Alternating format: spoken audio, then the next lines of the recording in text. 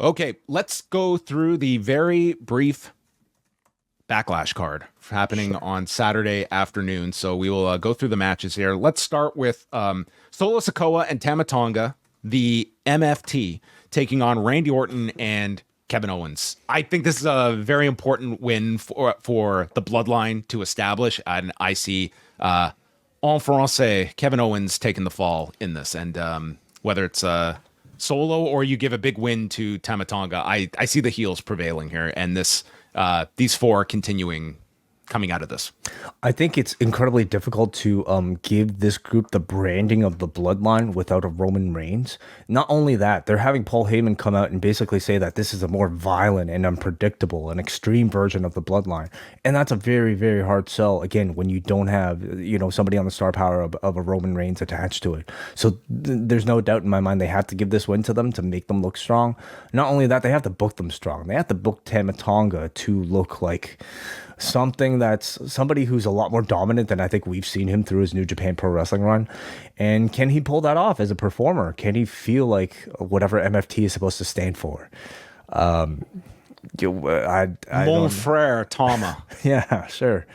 Mother effing Tama, whatever, what have you. They have to make these guys look incredibly strong and get them off to a good start. Yeah, the traditional way I would have seen them booking this one is them putting over the baby faces, and then the heels get their heat back with some violent angle after the fact. I think that this is one really important that you establish Tama Tonga and Solo. Either one of them can get the cover. I think it kind of is important for Tama Tonga to be sort of the preferred guy that is focused upon here. Let's also keep in mind we have another member that might potentially be coming in here in a Jacob Fatu.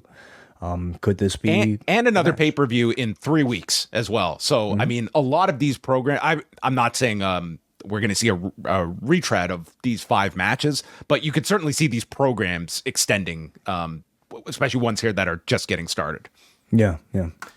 The Kabuki Warriors against Bianca Belair and Jade Cargill. What's significant here is if you flip the titles, you get the ability of Belair and Jade to be on both shows, and I see that being the direction that they go here. I think that they're ready to flip these titles, and you can tell the damage control kind of in disarray, but they're on Raw, and they can be kind of channeling their stuff against Becky and still be involved with the tag title scene with Jade and Bianca. But I feel this, the only way you would maybe be discouraged from that is, does that take Bianca away from this Bayley focus that they were pretty heavy on SmackDown on Friday? Yeah, I would have said it was a pretty sure thing that I would have seen Jade and Bianca win this one until tonight's SmackDown, where they put so much emphasis on Bayley and Bianca continuing to tell their story that I could see them delaying this title win for these two.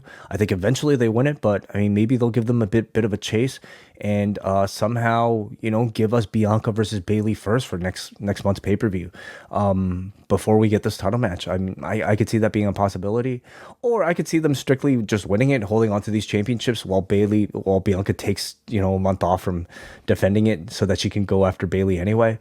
It's all possible. It's what I would do. I think you should establish it. Just because you're a tag champion, it doesn't take you away from a singles run as well. Like, you can do both. And I think it makes the tag titles feel a bit more important when one of your members is involved in a singles program too for the title. So yeah, I see these titles landing on these two, and it's only a question of if you do it on this show or you delay it. But there's certainly a way harder act than the Kabuki Warriors are, and getting Jade that experience of being able to hopefully defend the title on both shows will hopefully make her that much better in ring. Bayley, Naomi, and Tiffany Stratton for the women's championship. I don't see a title change here, but I think this is a very big match for Tiffany Stratton to have on. I mean, the last time we saw her on a premium live event, it was the Elimination Chamber, where she got over very well in Australia, and you're going to have a great crowd for this one. So yeah, this is one that this is kind of going to be one of those matches where if it over delivers, I think it's going to lead to people having like a strong feeling on the show itself. This is one of those swing matches that if it's really good, it's probably going to increase people's favorability towards the whole show. Yeah, absolutely. I see this match very similar to Cody versus AJ in that there's not much suspense about who's going to win the championship because it's their first title defense. These aren't exactly the strongest challengers either, but it's hopefully going to be made based off of the strength of the in-ring content. And I think there's some potential to for that the layout of this three-way will be really good. They're all incredibly good in their own ways. And I think the crowd will take it to another level as they'll take every single match to another level. But this in particular feels like it's a match between like three fan favorites. Bailey, we already know the moment she shows up, like they're going to be singing that song, and just by default might have most of the crowd's favor. But also for Naomi, they were going crazy for her entrance, so she already kind of feels like a big fan favorite. And Tiffany Stratton, I think will continue to stand out maybe amongst these three as like the person we might be most impressed by, given just her lack of experience compared to the others coming off of this. So I see a positive for everybody coming out of this match. Damian Priest and Jey Uso for the World Heavyweight Championship. I think this is the match that we could get some kind of non-finish or something that extends this one to Saudi Arabia in a couple of weeks. I don't see them just beating Jey, and this is a one and done. Jey is too important of a priority for them on the babyface side on Raw and it's not like you have some red hot challenger that's ready for Priest either. So that's kind of my thinking here, is that maybe Jey has like a visual, and Judgment Day helps Damian Priest retain, or Judgment Day screws up and it leads to a DQ, and that continues the problems with Judgment Day. But I feel we're going to get this one again. I can see that happening as well. Yeah, just because there is a lot of value put into Jey right now on Raw, and it's not exactly like there are too many other ways you might be able to get out of this situation. But at the same time, with a non-finish, you're risking negative reactions to the crowd, and I think they're just going to sing another album. They'll be fine. Sing another, find another hit from 1997 to sing along to. I feel even if it gets a great reaction, which it probably will, in attendance, the online reaction I think means something when it comes to Jey Uso, especially coming off of WrestleMania. He's fighting from a self-admitted disappointment for his match against his brother, and looking up and down this card, like it's possible this could be another disappointing match, maybe possibly even the worst match on the show. I wouldn't necessarily say it, but it's possible, and I don't know if he can really withstand that, especially if they have hopes for him to be like the guy on Raw, at least for the time being. Yeah, this is a very big kind of bounce back match for Jey Uso. You have the benefit of knowing you're gonna have a super crowd, and just that France crowd doing Jey Uso's entrance is gonna be and just phenomenal. Eating for every single punch and kick. Yeah, they're gonna love that. So I just hope it's like a clever finish if it is a non-finish.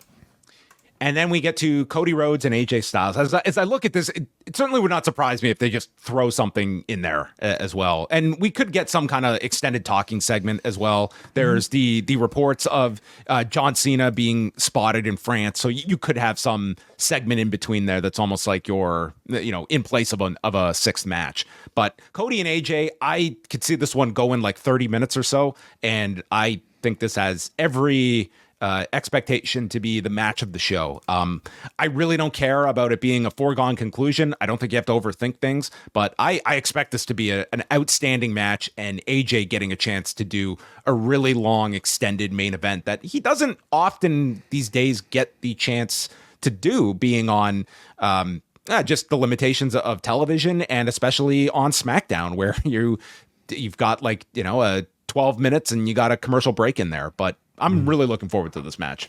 Yeah, I'm too. I mean, it's a match purely really being sold off of like the promise of like strong, in-ring quality, with this being an AJ Styles title match and great crowd reaction. So that's already going to be there.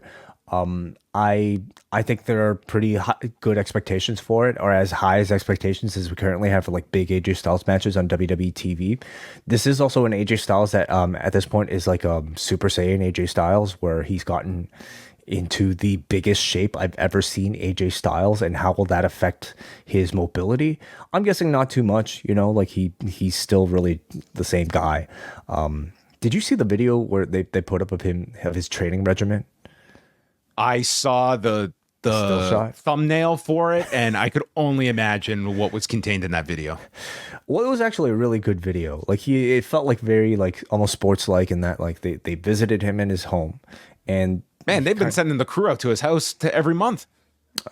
this time a planned, No one was arrested. Yeah, this time it was a planned appearance, and like they showed you like he basically talks about his secret. So the thing that's really changed his life is doing a cold water dip at the Dude, beginning that's of the his thing training session. every single person is doing. It's like He the does thing. it for 4 minutes to start off his workout, which is insane.